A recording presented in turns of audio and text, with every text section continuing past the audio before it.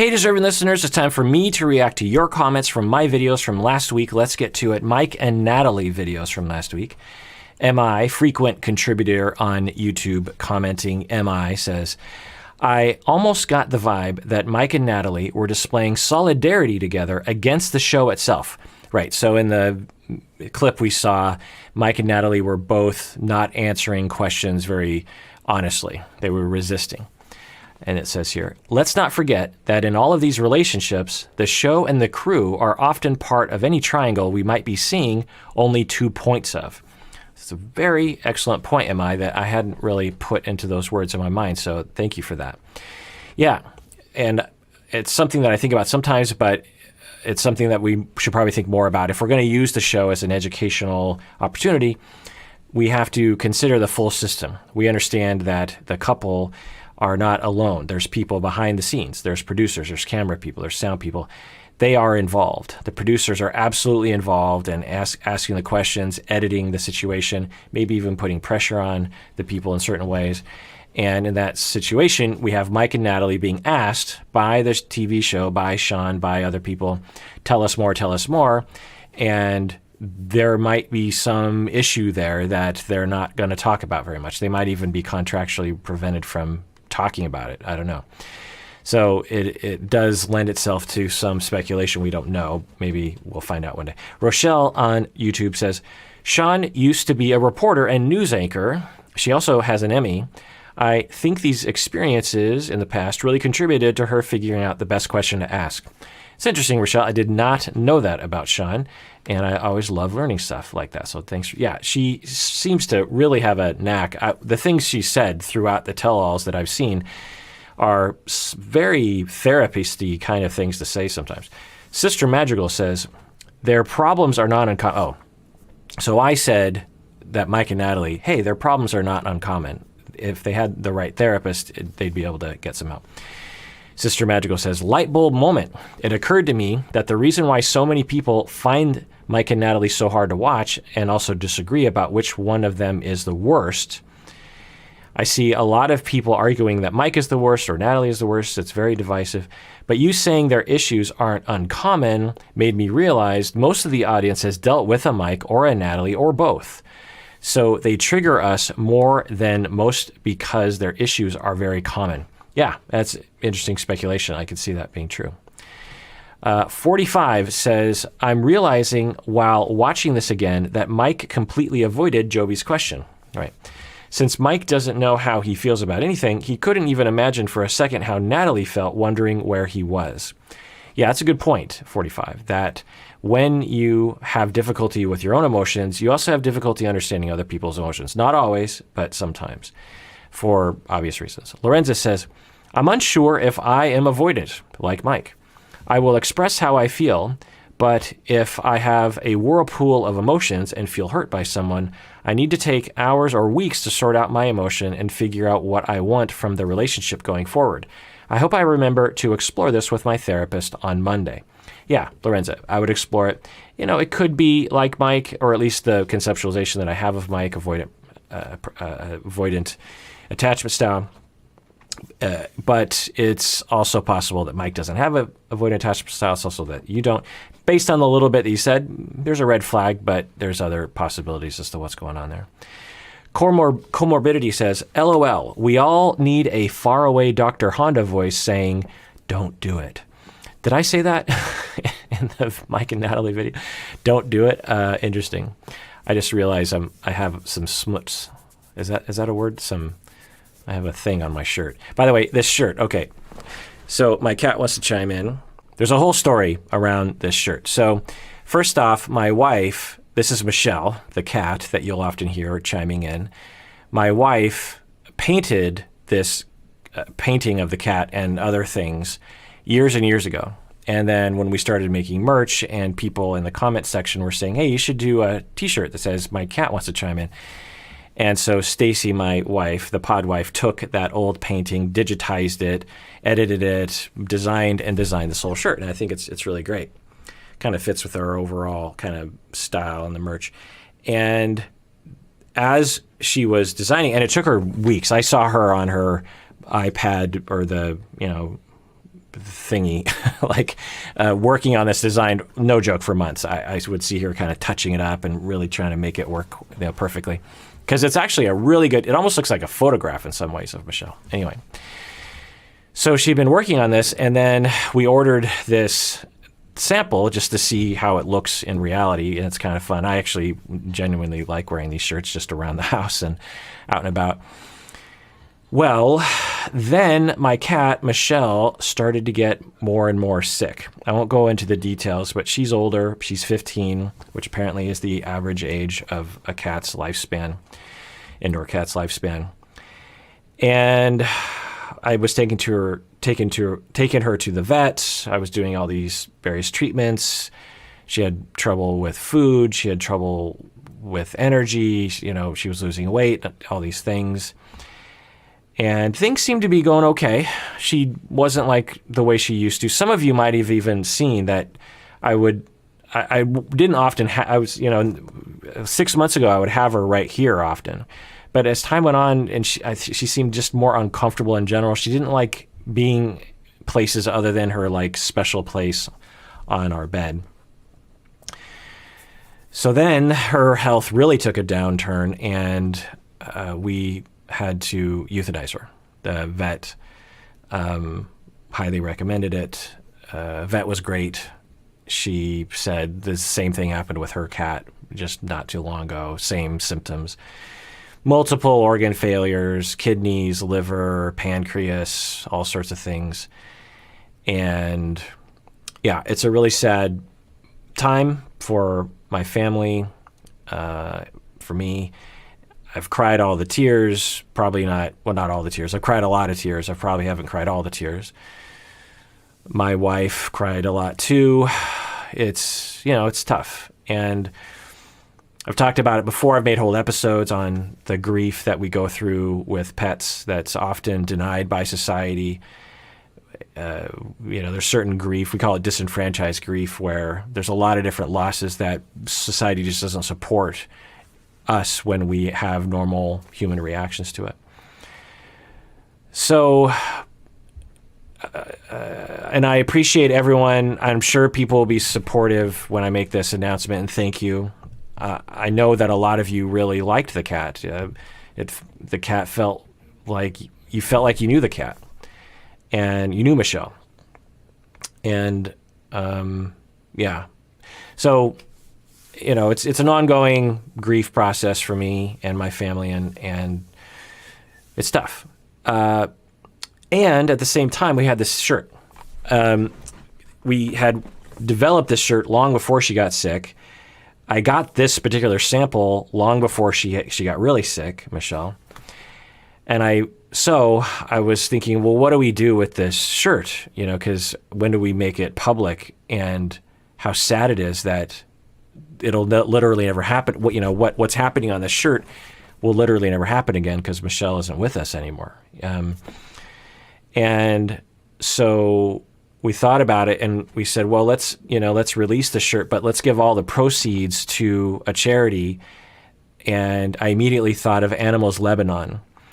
Animals Lebanon is where I got Michelle from. There's an organization in Beirut, Lebanon, that rescues cats from the streets sometimes and will fly them by hand over to the United States, where there's a lot of homes that are willing to adopt cats. And then they get into the Pet Finder system. That is another organization that we give money to. And then once they're in that system, they were like in Texas or something. They ended up in California, and then I adopted them. And someone in California drove all the way up from California, I think, to Oregon, and then another family drew.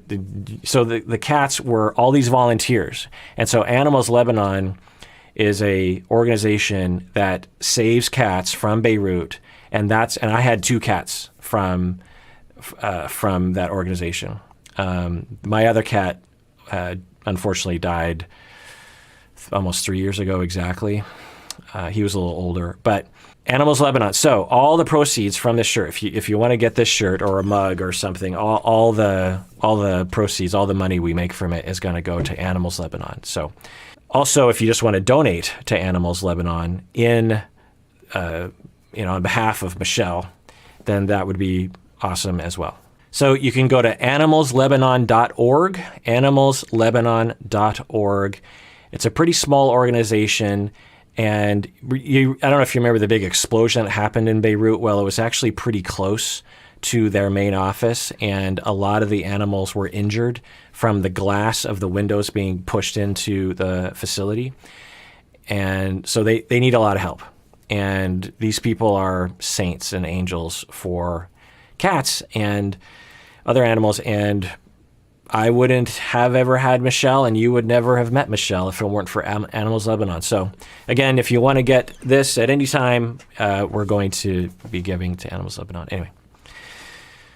So I thank you in advance for the, well wishes that I'm guessing that you have. You don't have to, but I just know how much the cat means to you. I'm guessing some of you might even have some really deep feelings about it, and I'm with you, and thank you. So let's go on with the comments, shall we? All right.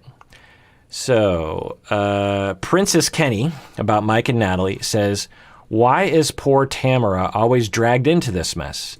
Yeah, it's kind of funny that Tamara always there to pick up the pieces. Karen says, I'm a wedding officiant in Ontario, Canada, where it is a legal requirement of the Marriage Act to ask the who objects question during a wedding. The purpose is to assess the legal eligibility of a union, not the emotional one. Oh, that's interesting. I didn't know that. So the purpose in Ontario, Canada is, does anyone object, meaning, is this person already married, essentially? Or are they sister and brother? Or are they siblings? And so that's the objection piece of it. That's interesting. Well, as an officiant myself, in my neck of the woods, it either isn't a requirement or I wasn't told it was a requirement. It seems like kind of a throwback to an old time, right? But anyway. Baby says, there is some confusion because there are two wedding days that Mike and the mom are referring to. The original day of the wedding and the day it actually happened. Mike and his mom can actually be saying the same thing. Yeah, I thought the exact same thing. The podwife will watch the 90 Day Fiancé episode the same time. I'm reacting to it in my office, and she's in the living room watching the episode. And then the next morning, we're walking the dogs, and we talk about it. And Stacy, my wife, was just like, I don't understand. It seems like there's some weird thing where Mike was talking about going on a walk, and was it da-da-da-da? And I was like, I'm pretty sure they were talking about the same thing, but there was just two different wedding dates they were talking about. The other thing that I kept saying in the video was, is anyone surprised that Mike was ambivalent about getting married? It's obvious that of anyone on the show who's ever been ambivalent, he was on the fence. He wanted to marry Natalie, and he also didn't want to marry Natalie. And so when that whole story came out, and the mom's like, yeah, he called me, and he was wondering if he should marry Natalie, and he said he was thinking about putting her on a plane back to Ukraine. Is that a surprise? Do we not imagine that Mike wasn't secretly, if there's a surprise at all to what was happening, Mike actually was reaching out to someone, which is strange. But anyway, that whole thing, but Mike didn't help by trying to act like it didn't happen. All Mike had to say, which I said in the video, is, yeah, I have been ambivalent the entire time you've been here. On one hand, I've wanted to marry you because I love you, but on the other hand, I'm terrified of the conflict that we get into. And I've kind of gone all over the place, and I'm guessing, Natalie, you have too. And when I called my mom that day, I was in a state where I was kind of 51% not going to marry you. But then later on, I was 70% I did want to marry. I don't know why he just doesn't say that. I kind of know why, because he's terrified of vulnerability in general, even when it shoots him in the foot. Jennifer says, thank you for covering the tell-all episodes so thoroughly, Dr. Honda. We appreciate you. You're welcome, Jennifer. I'm not sure if this is what you're referring to, but sometimes when there's a tell-all, that the last episodes of the series, I don't always react, or I don't always post my reaction to it for a number of reasons. One, they are often just fighting and yelling at each other, and I don't really know what to say to those clips. I'm like, The other thing is sometimes they don't really cover anything that's of interest to me as a couples therapist. It's a lot of intrigue or drama that we don't usually see depicted in the same way during the regular run of the show. Anyway, but this tell-all actually had some stuff that I could grab onto and comment on. Anyway, Brandon and Julia in the tell-all. Political says, I think Brandon showed her some dirty rundown apartments. Oh, I think Brandon showed Julia some dirty rundown apartments on purpose, knowing full well she would refuse to move into them. That's interesting speculation, political. Angel says, I worry when Brandon and Julia start having kids, if Betty will bulldoze over the boundaries there too. Hopefully they'll be moved off the farm by then. Yeah, the future of this family is in question. We definitely don't know if things are going to work out well. Maybe they will. I mean, Julia seems to be the person that everything hangs on because it doesn't seem like Brandon and the parents are going to change anytime soon. And Julia seems to adjust. She speaks up. She doesn't like certain things, but she also doesn't seem to get bogged down that much. She seems really quite happy. She still seems very much in love with Brandon. And so that's probably a good sign for the future. Sudarshan says, I am like Brandon, dependent personality disorder and meshed overprotective parents. Still trying to come out of it. It's very hard. My parents are like dictators. Well, I'm sorry that that is the case, Sudarshan. I hope you get support, therapy, and maybe if you're a patron, you listened to the episodes on dependent personality disorder. I go into some detail about it that might be of help when you go to therapy. So, yeah, when you have overprotective, enmeshed parents, it erases your feelings of ability to be competent, the feelings of that you matter, that you can make choices on your own, that you don't need the people to make decisions for you, that they will be okay when you do make decisions on your own. It's very hard to deal with if you've been under that pressure since day one. So I hope you get the help you deserve. Twinkletoes says, who wants to see these couples now react to Dr. Honda's videos on their episodes? Yeah, that would be interesting. Now, I have heard from a number of the cast members, not only of 90 Day Fiancé, but of Love is Blind, other shows, also from Married at First Sight, and they will react. Ash, for example, we had a 2-hour live stream on Instagram a month ago or so, and we went into full detail of his reaction to it. So it is interesting, but it would be really interesting if it was some kind of formal thing that everyone did. Like Betty, imagine. In fact, I don't know if this is just me being arrogant or something, or self-centered. In the episode, in the tell-all, there's one, I don't know if I included it in my reaction video, but Betty says something like, we watched that scene where Betty was crying a lot, like, you're going to leave. Well, I did a reaction video, and when I saw that, I basically intimated, I can't remember exactly how I worded it, but I tentatively intimated that she might be drumming up her tears as a performative thing. And because it kind of looked that way to me. I'm a professional listener to people who cry. I have, all day long, my clients, my students, my interns, my supervisees, there's a lot of crying, a lot of genuine crying that's happening. And when I see what looks to be drummed up, and I've seen drummed up crying in some clients where they seem to try to exaggerate their crying for some instrumental purpose, or they're used to that or something. And it just kind of looked that way to me when Betty did that. I don't know if that's the case. Obviously, I would have to ask her. But in the tell-all, Betty says something like, that was genuine. She really wanted to make sure. It's like, by the way, that was genuine crying. And maybe other people are accusing her of fake crying. I don't know. And to be clear, I wasn't accusing her of that. I was tentatively hypothesizing and would want to ask her about it. But it just made me wonder. I was just like this little 1% wonder of like, wait, did she see my video and now she's commenting in the tell-all to kind of head that off at the pass? I don't know. Again, I don't know if I'm being self-centered. MI says, regarding the cookies thing, my ex would say that I hadn't put my name on the cookies. So guess what I started doing? It didn't work. my cookies still got eaten. Okay. I don't remember the analogy. I remember talking about cookies, but I don't remember what I was saying. Jovi and Yara on Tell-All. Linda says, hearing Kirk talk about healthy masculinity is a corrective experience for me. Yeah, I know this fact because I've talked with a lot of women, clients, trainees, people who listen to the podcast have said for years now that when I talk about the difference between toxic and healthy masculinity, that for some people, particularly some women, it's a corrective experience for them because they've literally never had a male in their life who talks in a healthy or vulnerable, realistic, human way, the way that I will do. Now, how did I get here? I wasn't like this throughout my life. It's been 25 plus years of therapy and talking about it and thinking about it. And podcasting also helps too. If people ask me questions, I think about it. There's feedback. Being a podcaster, helps me as well. By the way, I finally got a chance to go to the haircutting person, as I call them, because I finally got fully vaccinated and felt comfortable getting my haircut. So I went to Rudy's. By the way, just a shout out to Rudy's Barbershop downtown, Belltown in Seattle.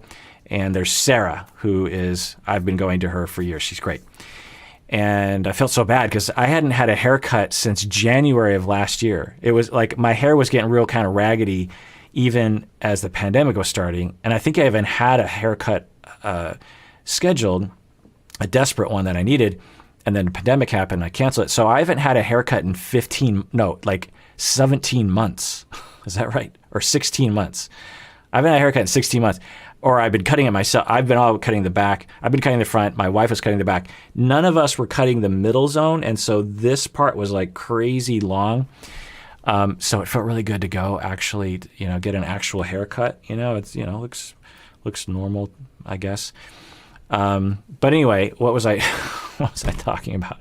Oh, it's on Instagram. But join the Instagram. That's where I'm always giving all my updates of various different kinds. I know a lot of you are following. But anyway, so I know that for some people, again, particularly women, every man, their father, their uncles, their older brother, their 3 romantic relationships, if they're heterosexual, a teacher, that all were toxic, all were mean, jerk faces to them, all were unemotional and sexist, misogynistic, maybe even sexually assaultive. And then I come along and I talk like a regular human being. I don't, there's nothing special about me. I'm just talking the way that all of us are capable of talking, like, is the way I'd put it. Anyway, and for some people, they'll say to me, I've never heard a man talk like that before. I've never heard a man say what you're saying. Now, I will say I'm not alone. If you listen to the podcast, we got Bob and Umberto, 2 of my best friends. Bob is way more vulnerable than I am. There's a lot of men who have wrestled with masculinity to the extent that they have shed a lot of the toxic masculinity and misogyny and the patriarchy. By the way, there's a documentary that's wonderful called The Mask We Live In. It's a documentary about masculinity, and if you ever want to just sit your boyfriend down or your dad down and say, hey, there's this documentary, let's watch it, it changes people's lives. I've prescribed it to clients, and they'll come in and they'll just be like, it's amazing. I get chills thinking about it. It's a documentary about masculinity told by men. There's an NFL football player who's very masculine, and he talks about his own path of discovery between toxic and healthy masculinity. Because a lot of the messages today, there are 2 messages in society. The dominant message is toxic masculinity. What do we mean by that? We mean that you're not supposed to be weak, and you're not supposed to have emotions, and you're always supposed to be in control, and you should never ask for help, and you should never ask for directions. You should never go to the doctor. You should work hard. You should be the man. You should be the alpha. You should be in control of money. You should not give in to your nagging wife. You should not be feminine at all. You should not wear pink. You have to constantly signal all the time to yourself and other people that you are a man and you are not one of those weak wimps, the simps and the betas and the other words that I won't say. And it's just, so you're either in that camp and you've been told that by literally everyone, including women around you, that that is what you're supposed to be. Or you're being told that your masculinity is wrong, that you can't be masculine. Like everything about you as a man, there's something wrong with you because you were born male. And there's something that, you know, there's toxic masculinity. And then there's all people that sort of recognize that. They're like, well, what's the alternative? Like, okay, I get it. I've my eyes are open. Toxic masculinity. Yeah, I get it. It's not great. It's not helpful. It's not human. There are definitely some downsides. I don't even like that. But what's the alternative to that? And there's a lot of people in that camp. It's just like, well, you're just supposed to hate yourself or something. You know, it's the message. No, regardless of gender, if you're masculine oriented, you can choose what aspects of masculinity make sense to you. What aspects of masculinity are toxic versus aspects of masculinity that are fine, maybe even noble. And that's what I talked about in that episode was about that. Anyway, it's just something that I'm passionate about. As a man, I have talked with a lot of men as clients. I've explored it myself. And the message that should be out there a lot more is there's a way, if you want, regardless of gender, if you want to be masculine or a man, you want to man up, you want to have the cojones, what does that mean? What does that mean in a responsible, healthy, helpful, altruistic, moral way? How are you that way? There are ways to do that. There are role models. There are paths. There's a whole subreddit called Men's Lib that I did a whole AMA on not too long ago about this very subject. Anyway, they're out there, but they're not very known. The problem is that there are other parts on the internet that are much more well-known and much more attractive. The incel, the MGTOWs, the red pill people, the pickup artist people, if you're familiar. They are very charismatic. They're very good at sucking people in, and they have a answer to the toxic masculinity conundrum that is actually even more toxic. So we have to do something about this. If you hear about incels, it's because people are upset, they're hurt, they don't know where to go. And the internet, there's this answer. It's a very convenient answer, very charismatic, almost like a cult that will invite you in, and then you get indoctrinated and brainwashed. And then your life goes down the tubes. You get some support, which is good, but you start being fed these notions that all women are against you and women are the enemy and feminism is the enemy, and all these ideas that are just like delusional.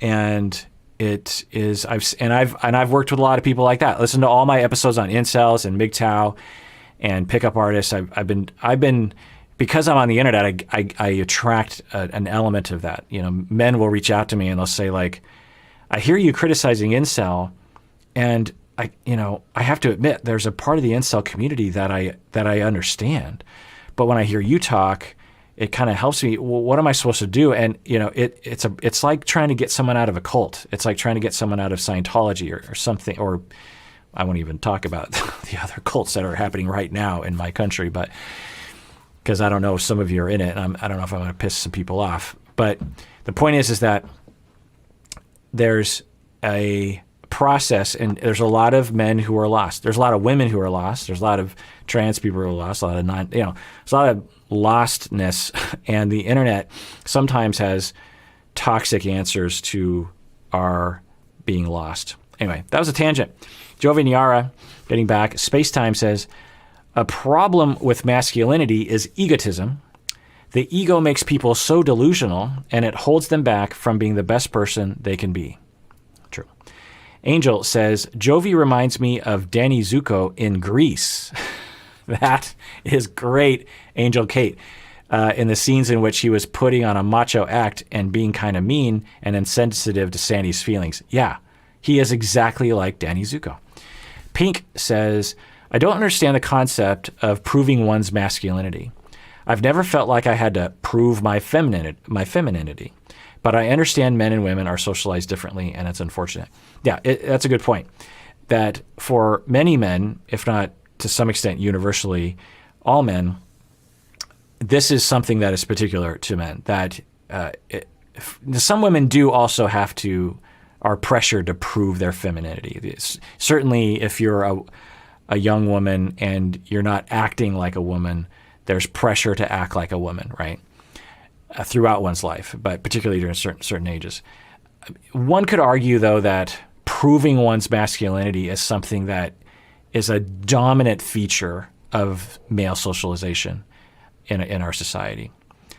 It's in all the movies, it's in all the TV shows, it's in the language, it's in the parenting, even though you don't necessarily, we've done all these studies that young children, so like a 6-month-old baby, there's nothing about them that expresses gender. I mean, you put on a blue hat or a pink hat, that's the expression. But the point is that 6-month-old children don't have a gender expression yet.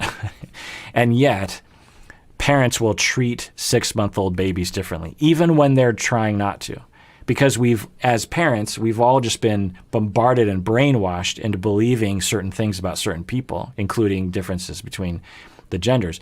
And we just can't, for example, we tend to, when a 6-month-old baby is physically hurt, like the 6-month-old baby, bonks itself in the head with a rattler, something painful kind of happens to the baby. Parents tend to react with less attentiveness when it is a boy as opposed to it's a girl. So even when you're trying not to, you can't not do it because it's so indoctrinated into our neurons from day one, we're being told. So anyway, I didn't realize I was talking so much about masculinity in this episode. Maria says, I just want to say that the Polygraph examiner specifically has been known to be on several YouTube channels and was exposed for being paid to give whatever answers the producers want. Well, that's interesting, Maria. I didn't know that. I can't obviously confirm that, but I wouldn't be surprised. Yeah. And especially the way that the clip showed to us was on the show of the polygraph person is in front of the computer, and Sean asks Jovi, have you slept with a exotic dancer? And Jovi says no, and he just goes, like, I'm guessing professional polygraph people who work for attorneys and police districts, when they would look at that, they'd say, that's unprofessional. You wouldn't do it like that. Because the common procedure is you ask a lot of questions, and then at the end, you have to analyze it. Again, I want to say that the polygraph has been demonstrated over and over again to be unreliable. I mean, you might be able to detect lies, kind of. And I'll tell you, one of the reasons why police will use it is as an intimidation tactic. Because because the police think that the person in question believes in the polygraph, they will use the polygraph as a threat to try to get the person to confess or to get them to get tripped up somehow. I don't know that officially, of course, because that would be weird that police would admit that, but that's my impression. Anyway, the point is that there is no such thing as a lie detector test. As I said in the reaction video, imagine if we had that. Imagine if we had a device that could detect even 80% lies, lies 80% of the time. We wouldn't need the criminal justice system. We would be able to release, we wouldn't need DNA evidence. We wouldn't need fingerprints. So of course, just by that alone, you should know that we don't have the ability to detect lies. And there's various different reasons why this is. One is that when we lie, it doesn't automatically result in a physiological reaction. It can, but it doesn't automatically. Also, if you convince yourself of a lie, so much so that you don't think of it as a lie, then your body won't have a reaction. The other thing is that you can game the system. There are techniques that you can learn. You probably can just Google it, to trick a polygraph that will be effective. There's ways to get your physiology to be distracted. Another technique is that when you hear the question, you devise an answer and you answer the question, but you don't really feel the answer. Anyway, the point is that the lie detector tests, they're not reliable. Angela and Michael videos. Anonymous listener says, I was watching your latest episode on Angela and Michael, and it honestly made me cry because it's something I'm currently going through. I was cheated on multiple times. Hearing you talk about the trauma and distrust it causes really got to me because I felt like you were speaking directly to me. My partner and I have been struggling to find a good therapist to get through this. We're hoping the next one will feel right. To be honest, during my sessions, I often think, I don't think Kirk would have said that, LOL. I keep in mind that what you say is that it can take a while to find the right therapist, so I'm holding out hope for that. Yeah, find the right therapist. Sometimes, couples therapy is particular, and sometimes, if it's not a good fit, feel free to try other people until you find someone that really resonates with you. But yeah, the trauma of being cheated on lasts a lifetime. And to act like it doesn't is to deny reality. Jules says, one thing I like about Angela is that she's straight up honest. She doesn't mince her words and is very straight to the point. It definitely can put people off when it is regarding something that needs more tact to handle. I don't like her more abusive side, of course. Yeah, Jules, I'm sure a lot of people can relate to you. Phalian says, I really like some aspects of Angela. I love people who are straight up bluntly honest, even if it's a bit intense. I definitely think Angela needs a lot of therapy to deal with her insecurities, jealousy, and abusive behavior. She has so many positive qualities, though. It's a shame her negative qualities overshadow them. Yeah, I'm guessing a lot of people agree with you. Now, part of the thing that I ask that, or how do I say this? Part of the thing that I do myself, I'll just speak for myself. When I see Angela, I have a similar reaction that, wow, there's something appealing about her, something attractive about her. She's very honest, and there's some comfort in that. There's some appeal of that, someone that doesn't mince words. You have someone like Mike who is extremely walled off, and it feels bad to watch someone like that just won't say what's on their mind. With Angela, you know exactly what's on her mind. There's something satisfying about that as a viewer. Now, that needs to be balanced out, as y'all are doing, Jules and Phalian, that at the same time, she is abusive, because she is. She's physically abusive. There's been some hands-on moments when she smashed the cake in his face. We might laugh at that, I don't know, but imagine if your spouse did that in anger, that it wasn't just for fun, that they were legitimately really, really angry at you, and they took food and just smashed your face into it. That's not okay. So we have to keep that in mind, that, and we're just watching a TV show, what's the difference? But I think that it does actually play a role in our personal lives and maybe in our voting behavior. That just because someone is shooting from the hip I think it has this seductive quality to us. So think about if you've ever been in a relationship where it was abusive and it wasn't so great. It's possible that you fell in love with that shooting from the hip honesty thing and overlooked the abusive behavior that the person was tending to do. So I don't know.